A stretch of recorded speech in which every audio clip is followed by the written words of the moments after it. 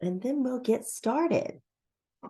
All right, so this is a workshop, so feel free to post anything you want to in the comments, ask questions.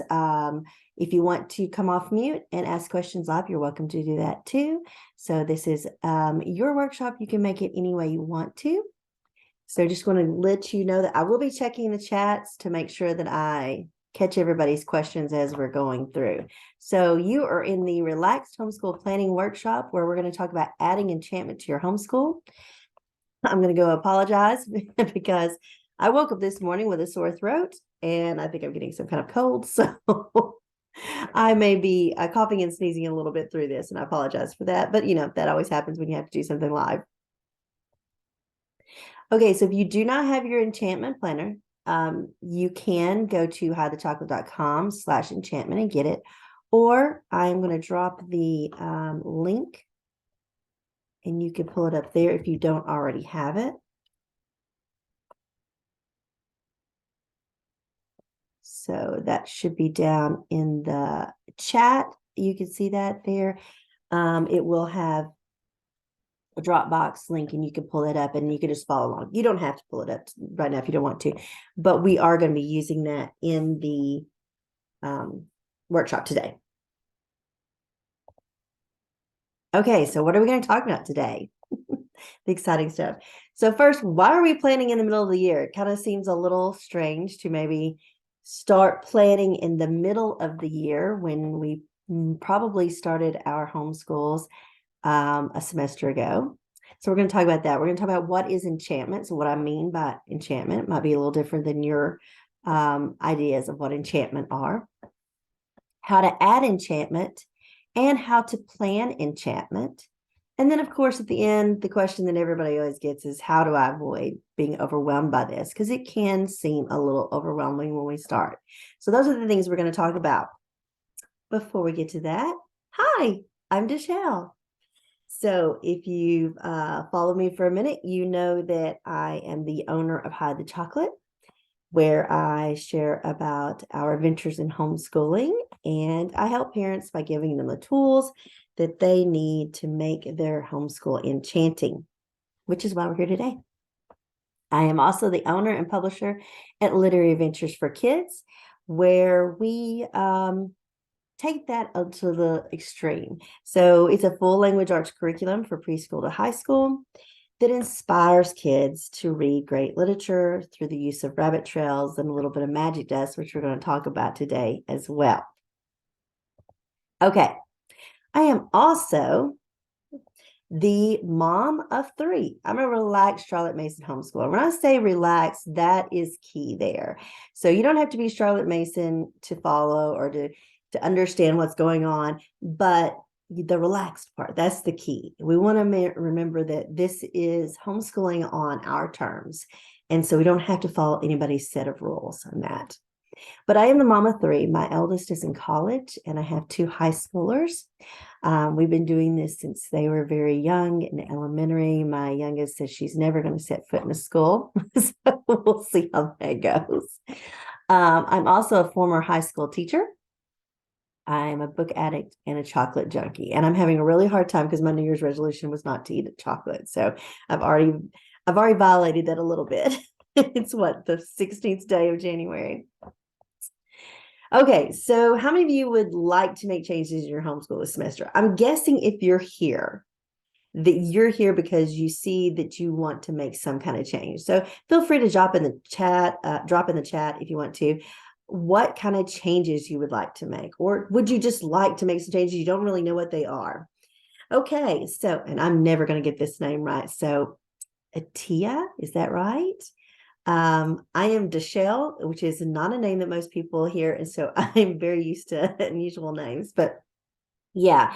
So a lot of times we decide we need to make some changes, but we don't really know what they are. And yeah, sticking to plans is difficult as well. That can be a problem when you, especially if you're starting in homeschooling, or you start your semester or you're thinking you're going to do something, then it doesn't work out just exactly right. So that's why we're going to talk about this very first topic of why are we planning in the middle of the school year. So this is really a great month to actually do planning, because we have spent all this time, like last summer, I remember I used to spend just days planning out our homeschool year, days. And then, yeah, about January, I was like, okay, I'm going a little stir crazy and I don't really know what's wrong, but I don't like what's going on. As Wendy says, she needs to change her approach to homeschooling. Yeah, this is the time when we feel like the changes we need to make. We need to do something different. We want to start this year off on a good foot. So the first thing we usually do is we go through some type of reflection process. And that's really just looking back on the last semester and thinking, okay, so I had these ideas of what this homeschool year was going to look like, whether you're new or this is your third or fourth year, or for me, I don't even know what year I'm on at this point, but your bazillionth year. Is this what I thought it was going to look like at the beginning of the year? And sometimes it is, and sometimes it isn't. Sometimes we really look back and go, no, this was not what my plan was in the beginning of the year. And I need to figure out why it didn't work out that way. So maybe it's just simply that homeschooling isn't fun, that whatever you're doing, it's just kind of sucked the joy out of it. Nobody's really interested in it. You and your kids just aren't really feeling that joy in your homeschool anymore. So that's when we go to the next R, a reevaluation. So we start thinking about, okay, what worked? So what things did work for us, which I'm sure you've got things that did work for you. What things did work for you and what didn't? So when I started homeschooling, our very first year, I promise you, and I'm not kidding about this at all, the first 9 weeks, I literally threw out half of the curriculum we were using because we were just that so upset about it. It was just that traumatizing to us. Now, remember, I was a high school teacher.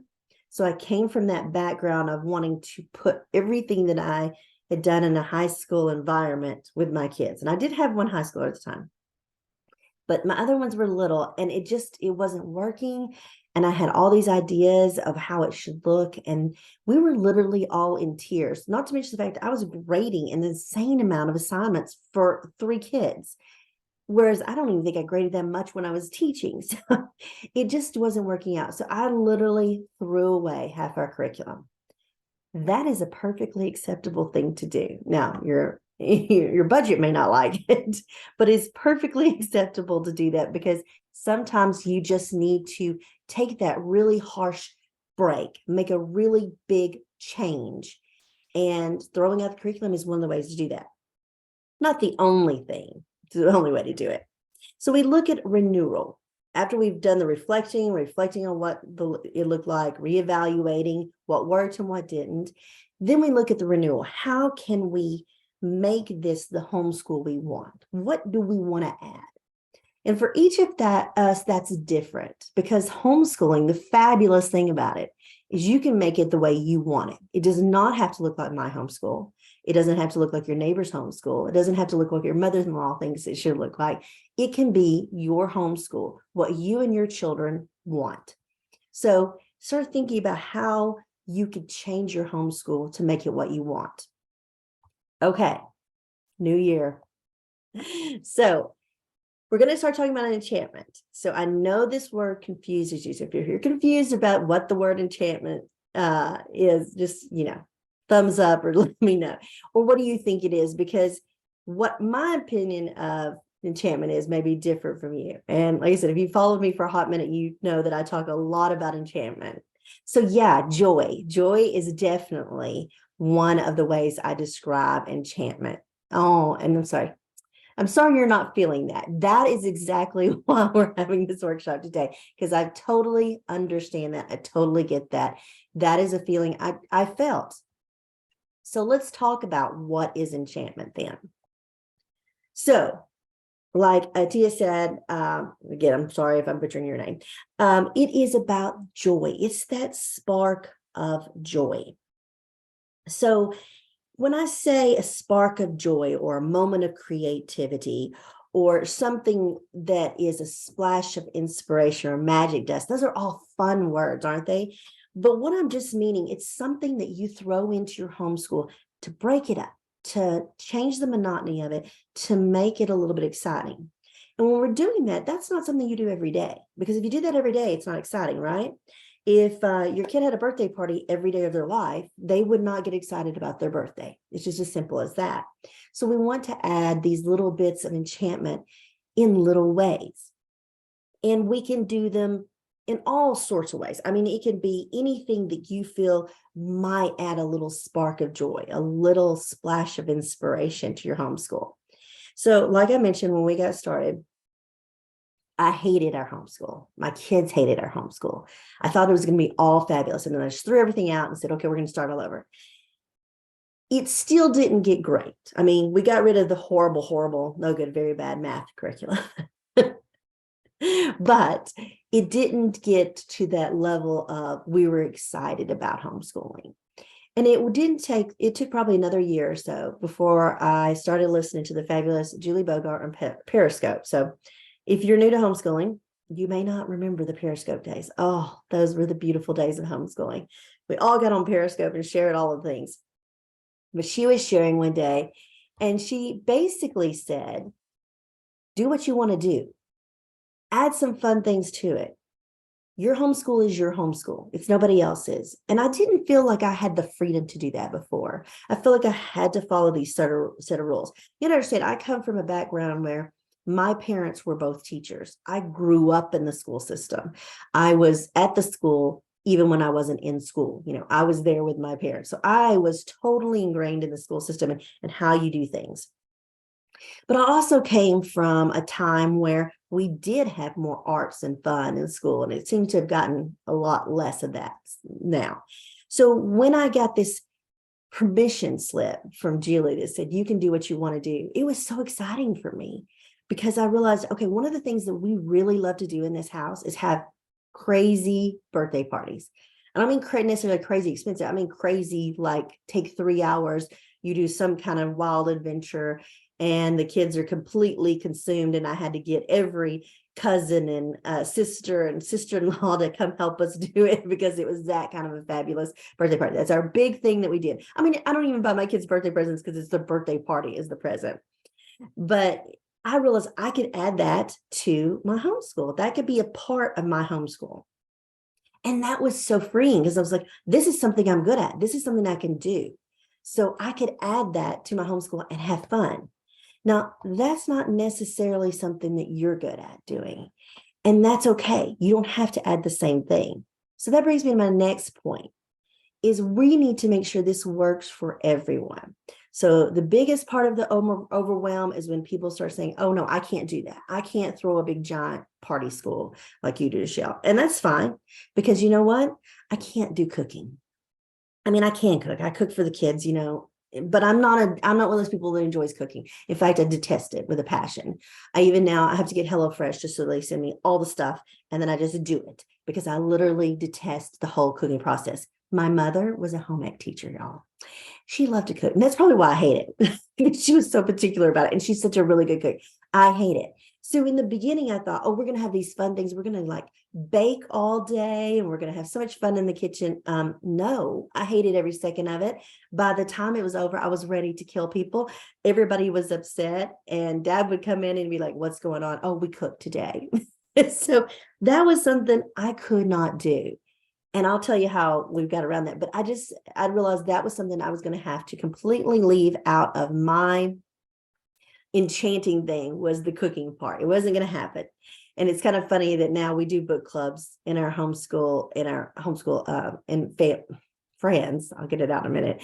And one of the funny things is that we have people who actually do the food because they love to do the cooking. And I'm like, nope, I'll teach your kid all day long about how to write and then an allegory or a theme essay or whatever, but I am not going to cook. So if it's not your thing, then don't put that in there as your enchanting thing that you want to do.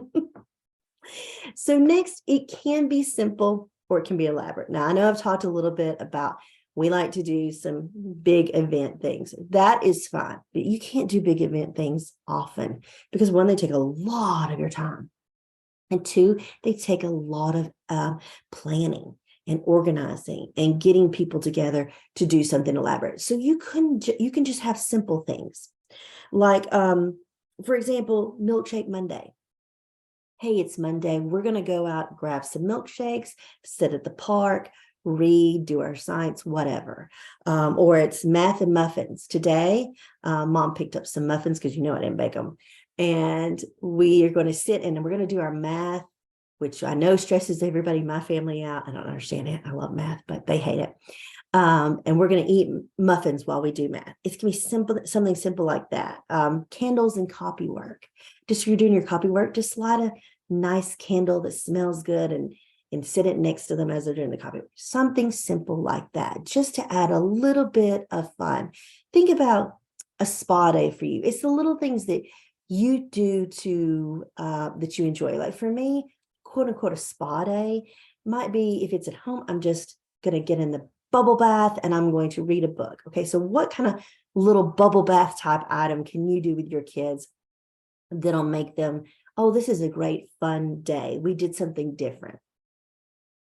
Now, it can be elaborate. So like if you're studying, say, ancient Greece, and you've been studying that for a few weeks, you get to the end of it, and you may want to have a big Greek feast.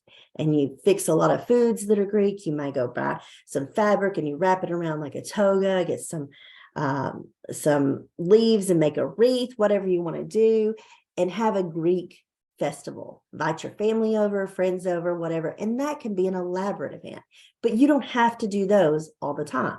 Because remember, it doesn't have to be every day or every week or every month. It just has to be occasionally so that you enjoy it and it's not your everyday. So some of the things that we do in our homeschool that I'll talk about a little more in just a second are like poetry tea time, party school. I kind of mentioned that about like our ancient Greek party, and outdoor adventures. Those are things that have really hit it off with my kids. They may not be something that you do, but it's something that works in our homeschool. And when I talk and we do a homeschool kind of, it's not a co-op, but similar to a co-op, these are some of the things that the kids really enjoy. So first is poetry tea time. So this is really can go simple or elaborate so easily. When we first started doing poetry tea time, we just sat around the table with snacks. You can use tea. My kids actually like tea, or you can use whatever they like, chocolate milk, hot cocoa, lemonade, whatever. And you sit around and you read poetry. You let your kids pick the poetry. They can grab any poetry book they want. They read their favorites. You can try to write some poetry like the ones that they picked out. That's very simple. Doesn't take a lot out of you. And a more elaborate one is you can focus on a specific author. For example, in our Emily Dickinson poetry tea time, we had the full English tea, and we did the whole thing with scones, and we did gingerbread. And gingerbread is because she's well known for her gingerbread. Didn't know that, but until I started researching Emily Dickinson, but she was known around her community for gingerbread. She made really good gingerbread. So we had the full tea service for Emily Dickinson. And then we wrote poems based on some of her favorites. Like we love her riddle poems, so we wrote riddle poems. Or you could do something like Jack Prelutsky, who is hilarious. He's more modern. We took some of the fun things that he took, some of his stories, like about his mom and her Valentine, and we made kind of a Valentine-y theme. But you could choose whatever poet, whatever theme. We've done around the world. We've done holidays, so like a Halloween poetry tea time or something along those lines, winter poetry tea time. And you can add that, just a day of picking something fun to do. And guess what? That's your language arts for the day. You don't try to add more language arts in for the day. That's it. You don't try to say, okay, now we're going to go and we're going to do our copy work and our grammar. No, this is your language arts for the day. Now, party school I talked about with like our ancient Greece and ancient Egypt or things like that you might finish something like that, a unit study. You can also finish a read aloud. You can finish a novel, something like that. Like, for example, you see my daughter, this was a few years back when we finished Wonder. If you read Wonder, Augie likes grilled cheese sandwiches. So at our party school, I know I broke every rule and we learned to make grilled cheese sandwiches. Grilled cheese is easy though. It doesn't destroy the house. So she's making a grilled cheese sandwich that day. Love That Dog book club, which by the way, if you haven't read that one, awesome book. we did the whole dog theme. So the kids ate puppy chow and puppy kibble. We had little dog bones. You can get those little Scooby-Doo ones. We drank poetry pop, I believe it was what we called it. And so we had a whole dog theme. These are just some of the things you can do, like a food, or you could dress up at our Enola Holmes book club. Everybody dressed up with the whole British looking thing they had on, British type attire, and we did some murder mystery type fun games, or some kind of hands-on activity. Like at our secret garden, we actually made little tiny gardens that they could take home. So anything like that that you can come up with that adds some little excitement to the end of a unit study or a book.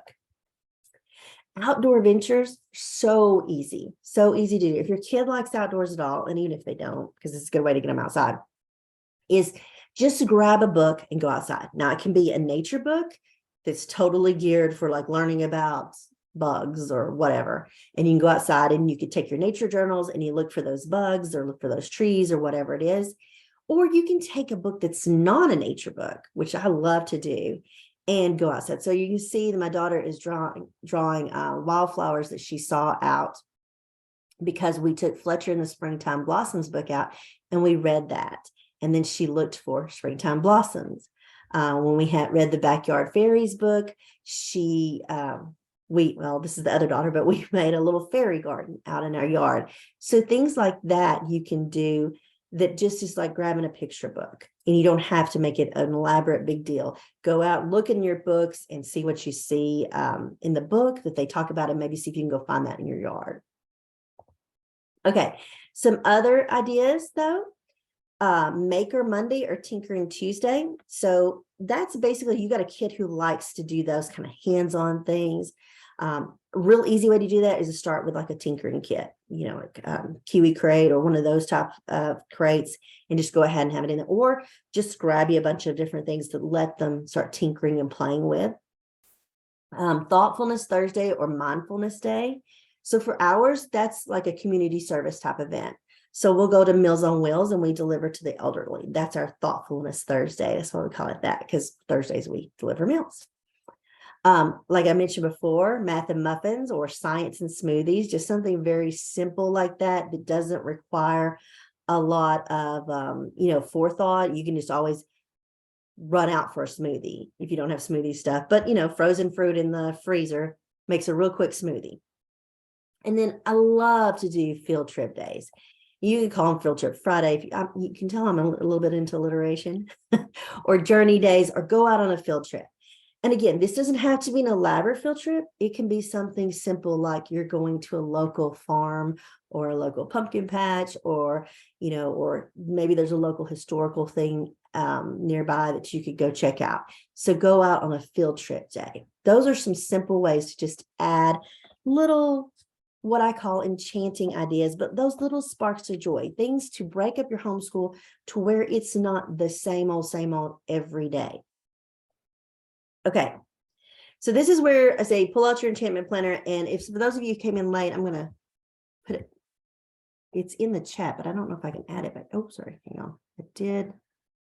Let me see if I can add it back to the chat here. So you can grab it if you don't already have it. If you do not already have it and you can't get it here, it's in your email that you should have gotten today. So the enchantment planner, you don't have to use this, but it's just a really cool way for me to show you kind of how I plan enchantment, because this is a planning workshop, right? And I know that this is going to seem a little weird to plan enchantment. So that's why I'm going to walk you through some of these steps of how to add enchantment before we get to the planning part of it. So you kind of understand what I'm talking about. So the very first thing in that enchantment planner says on page 4 is, what are my kids' current interests? So we want to start with what inspires our children, what gets them excited, what gets them energized, what kind of things that make them feel creative, what gives them a little boost. So I want you to stop right now, take a moment, either write it in the planner, write it on some notes, write it in the chat if you want to share with us. What type of things get your kids excited? What interests them? For example, for me, I've got a kid right now who's very much into Japanese type things, manga. So that might be get her really excited if I said, hey, we're going to do something with that.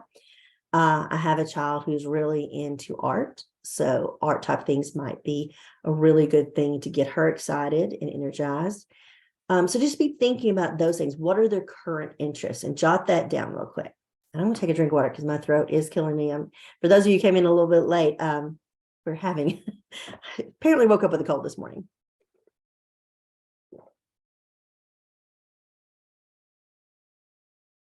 Okay, so our second thing, what activity would inspire their creativity? Okay, so how can you feed their interests? What activities will bring them joy? So let's think about that for a minute. Let's start with my kid who likes art. So she is very artistic. She draws all the time. She doodles a lot.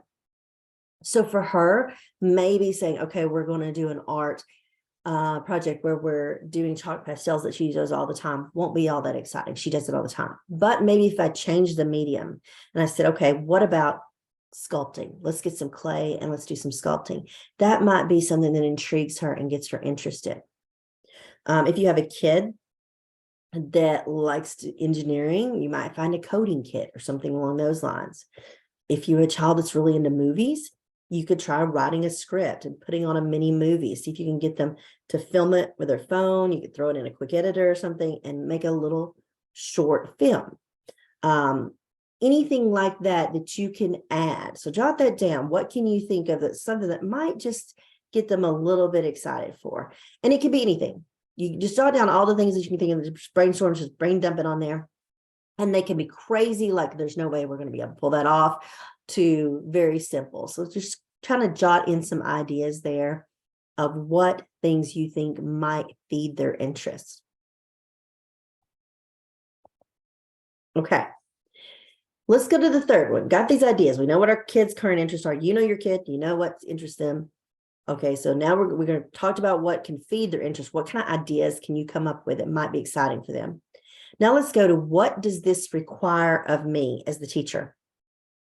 Okay, this is the third one, and this is really the important one to me because this is kind of like, what do you have supplies for? What can you plan that won't leave you feeling exhausted, stressed, overwhelmed? What's in the closet? Like if you're like any good homeschooler, you probably have a stupid amount of crafting supplies somewhere. Go ahead and look through, what do you already have? What are you not going to have to buy? Because, if you're going to have to go out and buy supplies, then that's going to take time. That means it's not going to be today, that kind of thing. So keep that in mind. And when I say, what does this require of me as a teacher? Remember how I said in the beginning that I decided that I was not going to cook with my kids because it was exhausting. It was overwhelming. It was, the house was a wreck when it was done, and I just didn't feel it because it's not something that makes me excited. I don't enjoy cooking. So teaching them cooking was one of the things that stressed me out. So instead of me saying, okay, we're never going to do this and my kids will not learn to cook, they will just grow up on their own and have to, start watching some kind of videos from the food channel. I found that, remember I told you my mother was a home ec teacher? She likes to cook. In fact, she loves to cook. So I called her and said, why don't we do this? And she started teaching them to cook. So they go to her house a lot and they learn how to make things that she has the time to share that with them. And she doesn't mind if the house becomes a wreck over cooking. Actually, she teaches them to wash the dishes as she goes. So she's better than me. So that's a way that we got around that. This required too much out of me. It was too stressful for me to teach them cooking and to have those all day cooking days. But could I figure out a way that they could do that somehow? And this is why I say it's perfectly fine to farm out some of your things. I have a kid who wants to eventually go to probably into medicine, some kind of medical field. And so she loves science, loves it. I have not taught her any high school science. She has, I believe she's on her 8th high school science course. That's how many courses she's taken.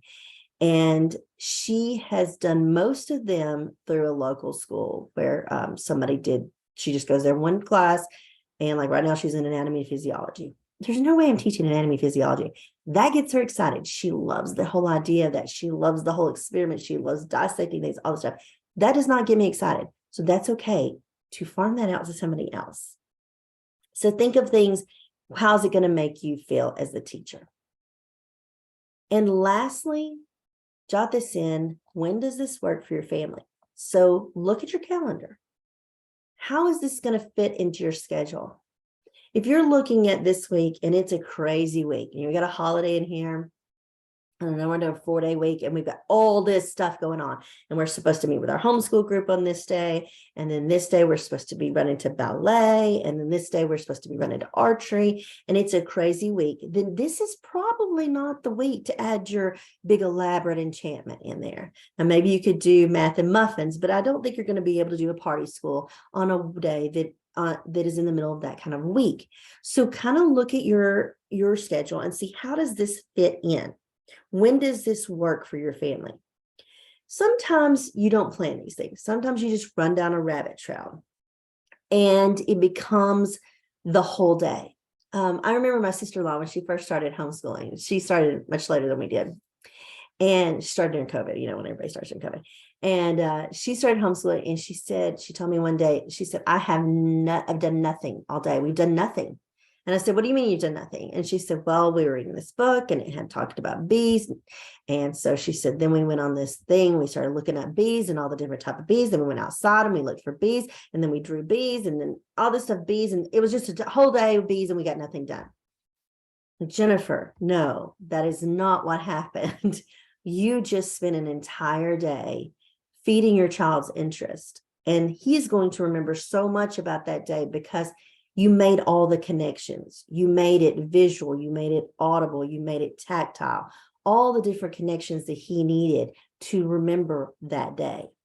And that's really important. And this is kind of a side thing that I don't normally talk about here, but with Literary Adventures for Kids, that's one of the things that is important to me, is that your kids make those connections. That's why we do all the rabbit trails and the magic dust and things, is because you're making connections and the kids are going to remember it. If you stop for just a minute and you think about your elementary school days, the days that you remember, what do you remember? Do you remember a lot of days of sitting in a classroom and staring at a board? I mean, I'm sure you remember that occasionally, but what do you think back to? The very first memory I have of elementary school is in 2nd grade. And we went into the school kitchen. It was a little tiny school. We went into the school kitchen and we did an experiment with salt water. And we put their little aluminum foil plate on top of the burner, and we burned off all the water, or evaporated, until we had salt left over. Now, that was fascinating to me. And I don't know why, but I'm not going to say how many years later, but many years later, I still remember that, because it was something where I was making the connections. I was seeing it. I was smelling it. I was touching it, all those connections. So when you're doing this enchantment, remember, you're making those connections. This is totally and completely education, and the best kind of education. Okay. Bottom line on this, do what works best for your family. So before we move on to the next section, you have any questions on that part? Anybody want to ask any questions? Because we're going to talk about next about what enchantment can you add to your homeschool. Okay, checking the chat, make sure I'm not missing anything. So we're going to talk about how to plan this enchantment. And I know I said earlier, this seems a little odd to plan a spark of joy. It just doesn't make any sense to add to plan magic dust. But I found it actually helps me relax and enjoy the day. See, I'm a planner, but I'm also a freewheeler. And one of my friends said, she said, you're so funny because you just kind of do things, you fly by the seat of your pants a lot of times. I'm like, yes, I do. I really do fly by the seat of my pants a lot of times. But I also like to have a plan. So if you looked at my calendar, you're going to see all these things listed on there that I want to do enchantment wise. Like we're going to have a biology lab tomorrow. You don't know it. What is today? Monday, Tuesday, Wednesday. We're going to have a biology lab, and the kids are all going to come over and we're going to dissect flowers, because I do not dissect bugs or animals. And then next week we're going to be doing our book club, where we're all going to get together to do that. So those are enchanting things that we're going to add. So if you're looking at your enchantment planner, let's kind of back up and let's start with a full month picture. Now, this is a crazy month. This is not a month that you should try to emulate starting off. This is me just putting a bunch of things on there. And the reason why is when you start plugging these things in, you start seeing, okay, is that too much or is that too little, or can I add some stuff, whatever, into that. So for us, poetry tea time is going to be at the beginning of each month. So I believe February 2nd is our next poetry tea time.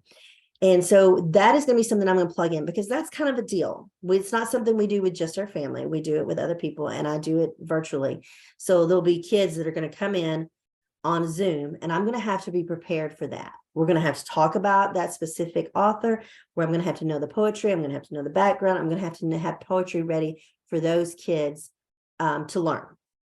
So that's kind of a bigger deal for me. Whereas I look at Thoughtful Thursday, I said, we deliver Meals on Wheels. That's not a big deal. I know we're just going to hop in the car. It's going to take time. So it's going to be a couple hours of our day, but it's not going to take a lot of planning for me. You look at some other things like Down Workout Wednesday or Movement Monday. Those are not going to require a lot of time for me to plan. They're going to take time on that day, because if we're going to be doing some kind of workout, then we need to know what it is. Whereas something like an outdoor adventure, it's going to take up some time because you're going to be planning that outdoor adventure. So when I'm looking at that schedule and I jot all the things down, so you can start jotting down ideas of things you want into your monthly calendar. And that's why I said you don't have to have any special planner for this. Just grab your planner or your calendar and start jotting in things you want to do. Then you can look at it. So let's look at this fourth week here, the 21st, that week. And you'll see there are 4 things planned on that week. So that might be something I look at and go, do I want to do that? Okay, Movement Monday is not going to be a big deal. Writing Wednesday, it's going to take up a large part of our day, because the truth of the matter is writing for most children requires a lot of creativity, and it requires a lot of brain power. And once they spend a lot of time creatively writing, it kind of sucks up the ability to do other types of things. So I know that if I'm putting a focus on writing Wednesday, that it's going to be something that's probably going to take up more time, and I'm going to have to leave off some of the other subjects. Outdoor adventure. I mean, if we're just going to go take our nature journals out and, draw some flowers, that's no big deal. But if we're going to go to somewhere, like go to the park or go to a river or go wherever we're going to go, that may take up more time. So do I want to do that in front of a book club? Because book club in my family is a big deal. Big deal. Several hours, full day. We do nothing else but book club. We have all the friends together. We got people doing geography, we got people doing art, we got people doing history, we got me doing literature, and then we got people doing food. So it is a big deal. So really, when I look at this and I go, there are 3 other things on that week with book club, I know that's not going to work, and I need to start cutting things out. So that's why we want to look at the big month, the big picture month here, and kind of see, where do I want to put some of these things, and what do I want to do? Now, remember, when you first start out, just have maybe one of these, maybe 2. Don't get carried away. Keep it simple, because we don't want to feel like if we're going to add in all of these things, and then we're going to get overwhelmed and say, oh, this is a disaster. So maybe you add in a poetry tea time this month, or maybe you add in an outdoor adventure this month, or maybe you add in a couple math and muffins, something simple. And then next month you can add something else in, because next month you may discover that poetry tea time didn't work for you. Your kids hated it. They hated the whole concept. So you don't have to do it. It's your homeschool. Just because it works in my homeschool doesn't mean it's going to work in your homeschool. So that kind of takes us down to our next step, which is our weekly focus. And whew, that's a little fuzzy, isn't it? Sorry about that, guys. We're going to look at a sample week. Now, this is an elaborate sample week. So please, again, just trying to give you ideas. But we can kind of jot these things in and see what works. So candles and copywork, math and muffins, those are not difficult. You just have to have a candle and some muffins available. You can do both of those. You could even do that your whole week. We're going to have candles and copywork all week. Every day we're going to have candles and copywork.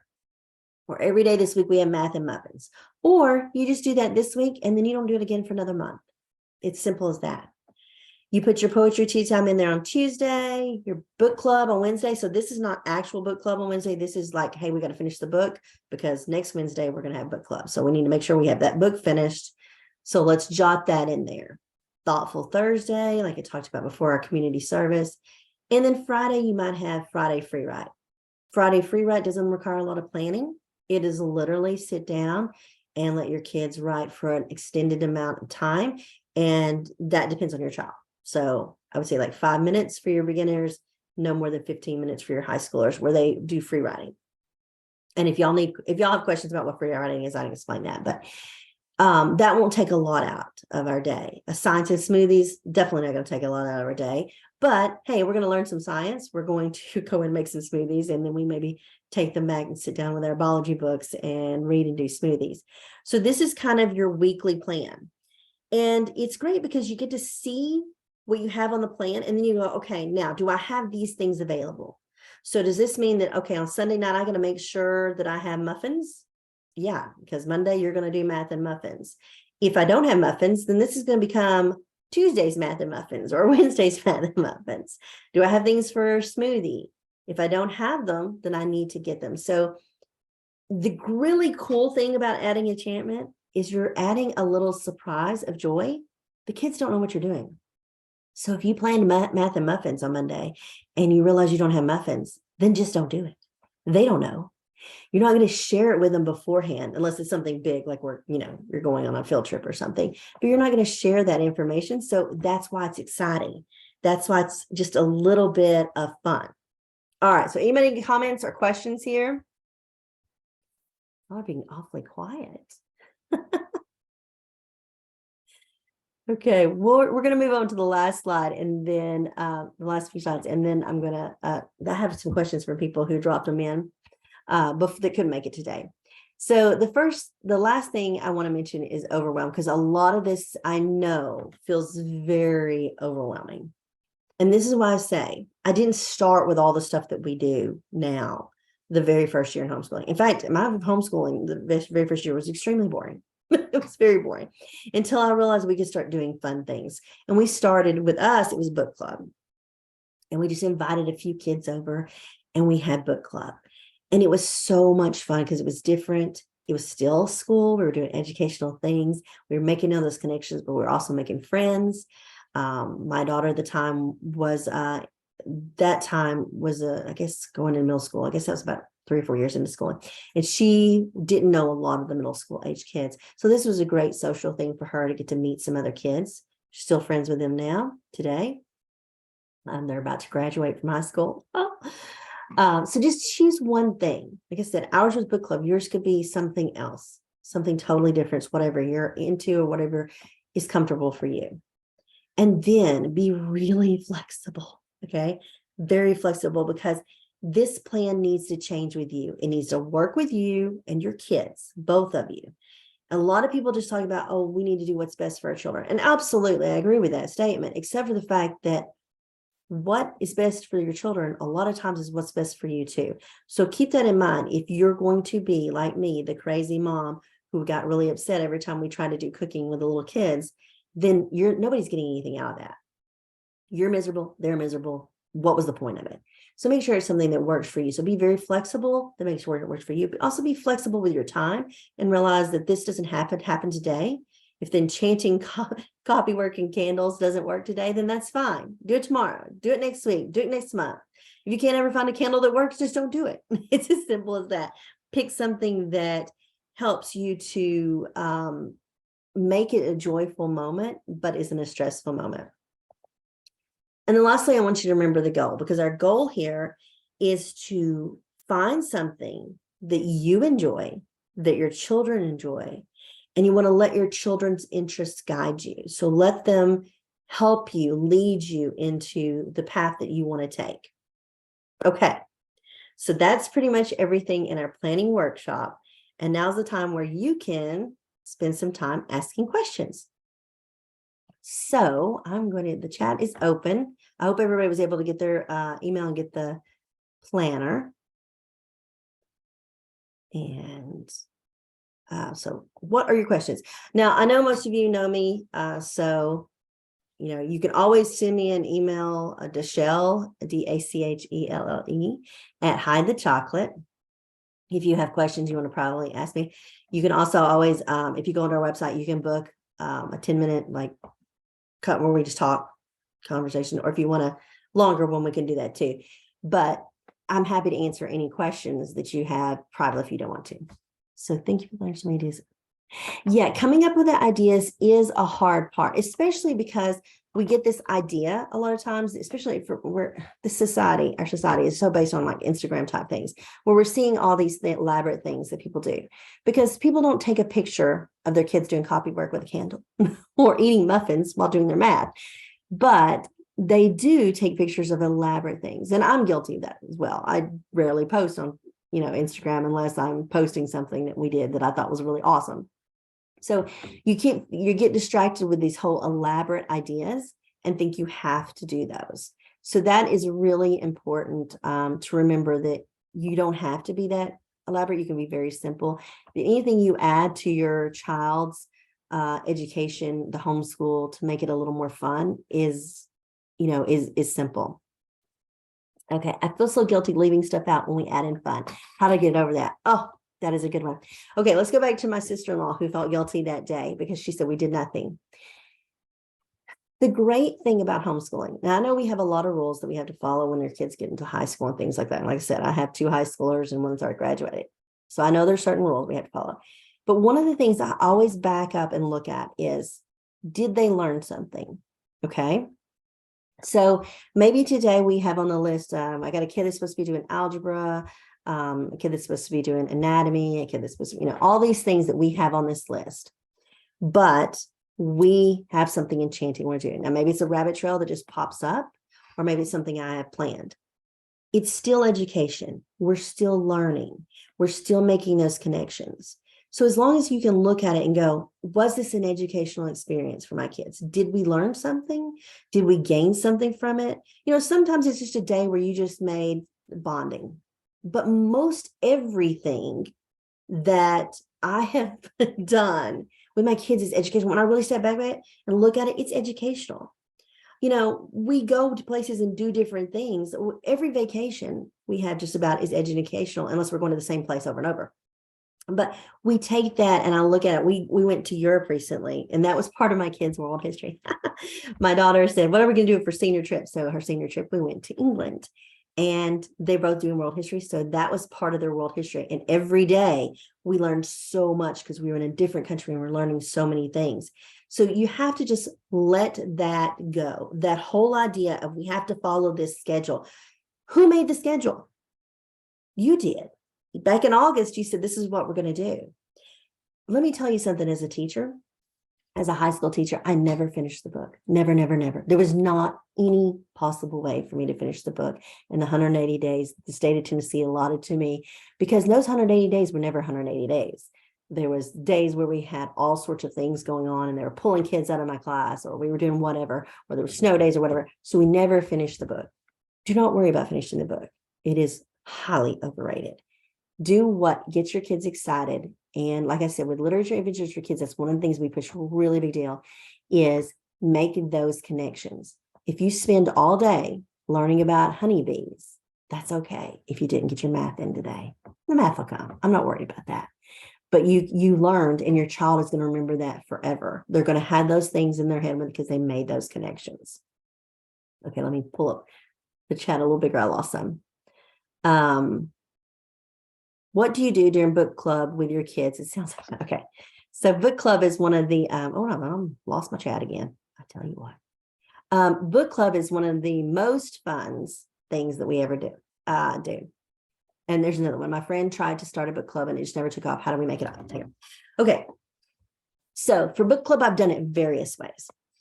The first one that we did, we started by, I literally just went into the Facebook group for our homeschool community. Like in our town, it was pretty small at the time. And I just went in there and said, hey, I want to start a book club for girls this age. And any of you guys want to come over and do it? And so we had about 6 girls. We started off. So we had these 6 girls that showed up, and we did that for a solid year. We would meet. I wanted it to happen, so I hosted it. every time nobody else wanted to, but I let the other moms host it if they wanted to. So I picked out the books, I did all the planning, I hosted it because I really wanted it to happen.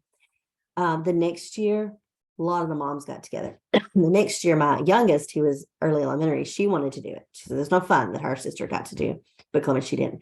So we added another, this one, she had a lot of little friends who were boys, so we made it a co-op one.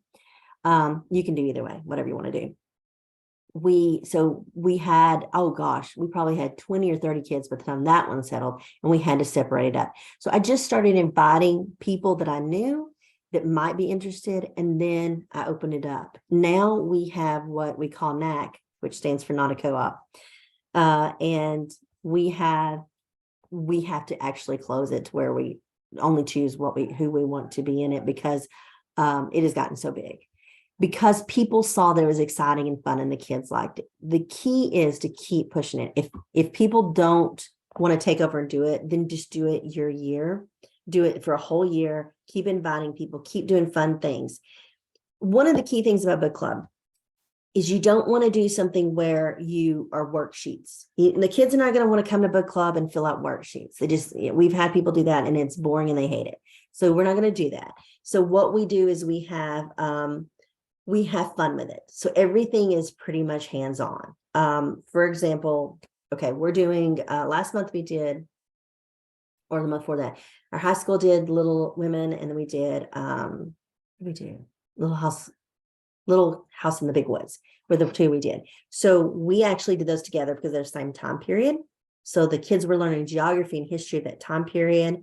From the geography teacher, the art teacher was doing different types of art that had to do with those things.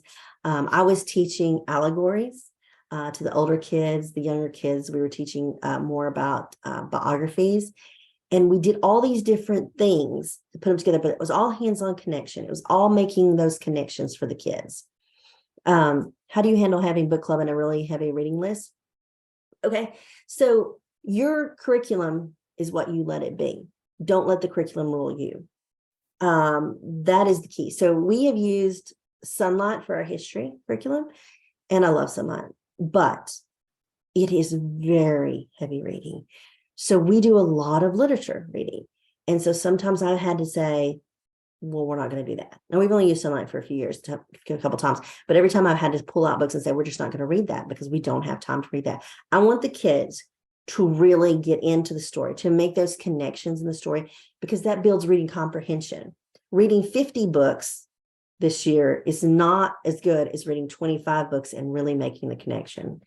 So for us in our literature, like our book club, we have 10 books total, but we only do 8 a year with our group. That's just how it fits, because we don't want to do one in January right after the holidays and stuff. So we do 4 before the first semester and 4 the second semester. And that works out really well for us because they spend all month reading the book. Then we can go on those rabbit trails and have those magic dust and things like that. I really think that is more important than reading a lot. So if you have a curriculum that has a heavy reading list, either spread it over a couple of years or just don't read everything in it, because, I'm literally sitting in my library. You can't see it, but I'm sitting in my library. I'm surrounded by hundreds of books. I haven't even read all the books in here. There's a stack. I kid you not. This big, actually, I can't even show it on the Zoom. It's so big. They're sitting over there full of books. Just in the last 6 months I bought that I said I was creating the book club. So yeah, take the permission. You don't have to read everything. There are so many fabulous books. If you read every fabulous book that a young adult or child should read, seriously, you do nothing but read books. And I don't even know if you could even do it then. So you have permission. Don't read everything that's in your curriculum. Don't finish the curriculum. You have permission to not do that. It's totally fine. Okay, so make sure I didn't miss any more questions. Anybody else have questions? Feel free to pop them in. Okay. And if you help your kids to love learning, then they will be able to fill in the blanks as they need to their whole life. Especially teaching our kids to love reading will set them up for more success, more so than getting them tired and overwhelmed. This is very true. And I'm going to say that we get very hung up on, as homeschool parents, are we setting our kids up for failure?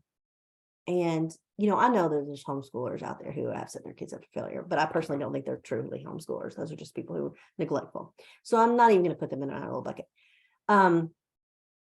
We worry about this too much because as long as your kids are learning, as long as we're showing them, like you said, showing them how to learn, showing them how to get excited about learning, you're doing a better job than anything else.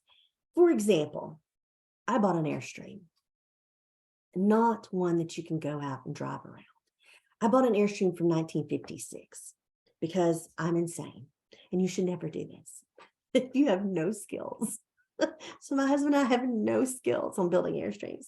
We spent a good solid year, the year of 2019, absorbed into everything to learn how to build out an Airstream. We knew how to do the plumbing. We knew how to electricity. We knew how to, well, not how to do it, but how it was going to be set up. We knew everything we wanted. I had graphed it out. It was minute details. Now, granted, I couldn't get any people because by the time I had that all figured out, it was 2020 and nobody could work for me. But I had it all figured out and I learned that. Why did I learn that? It wasn't in something, it's not a skill set I need to run literary adventures for kids. It is something I wanted to do. I was excited about it. So my husband and I, we learned it. We watched YouTube video after YouTube video. We read articles, everything. You ask me now what kind of flooring you need in when you do a renovation on an Airstream. I can tell you because I was excited to do that. I knew how to start researching and looking for things that I want to do. It's the same with your kids. They're going to get excited about and research and do things for things they want to learn. We spend a lot of our time, probably if you're close to my age, in school being told that you need to be well-rounded. And that's great and all, so you can carry on a conversation and not look like an idiot half the time. But is it really that important to be well-rounded? I think it's more important to be really good at something and really good at something you enjoy doing. Okay. So teaching your kids to learn is much better than teaching your kids all the things, because you can't teach your kids all the things. They can't read all the books. They can't learn all the things. Highly recommend Awakening Wonder by Sally Clarkson. Oh, I love her. I'm glad I read it early because it gave me more peace and permission to do what our family needs instead of what everyone else thinks we need, though I still struggle with wanting to. And you're going to, because you're a homeschooler. That's literally the point of being a homeschooler, is you became that because you wanted to give your kids something extra. And I think that's the problem with us, is that we want to do all these things for our children. And then we end up thinking we can't do all the things for our children. So we're giving them that extra of letting them create their own curriculum just for them. And I know sometimes we have to follow certain rules, like the state of Tennessee tells me we have to have these, 4 language arts credits or 4 science credits or whatever, but I can modify that and make that the way I want. Like, for example, I told you my kid that has going into the medical field, she has 7 or 8 science classes. That means that she did not have a language arts this year. And her mom writes language arts curriculum. The irony, but that's okay because she didn't need it and she wanted to focus on science. And just FYI, she made like, it was over the 30s in English on her ACT. So it's not like she missed out. All that reading pays back dividends because the reading comprehension. So if you're afraid your kid's not going to be able to do what they want to do, I promise you, if they have learned how to learn, they'll be okay. They'll be okay. All right, let's see if I missed anybody else's comment. I'm so proud of my voice for making it. I couldn't believe I woke up with a sore throat this morning. This is the story of my life. All right, is everybody got other comments in? Well, I've really enjoyed sharing with you guys. And like I said, this was not a workshop where I wanted you to come in and I wanted to sell you something, because I don't do planning. I don't have things to sell you for that. But I really wanted to, I was thinking about this a lot, and I talk in my Relax Charlotte Mason Homeschool Facebook group. If you're in that group, we do Facebook Lives every week. But if you're not, hop in there, join us, and we'll do Facebook Lives every week. And next week, we're actually talking about morning time. So I'm really going to talk about morning time. And the week after that, my very good friend, Pam Barnhill, who some of you may know, she's going to come in and talk about morning basket. So I just feel like January is a good time to really talk about planning and kind of wrapping your head around making changes to your homeschool. So again, nothing to sell you, but I'm just excited to for y'all to come in and join the Facebook group, and we'll talk about morning time next week. And maybe you can learn some cool tips for your morning time, because I did that wrong in the beginning too. All right. Thanks, everybody. And I will talk to y'all later.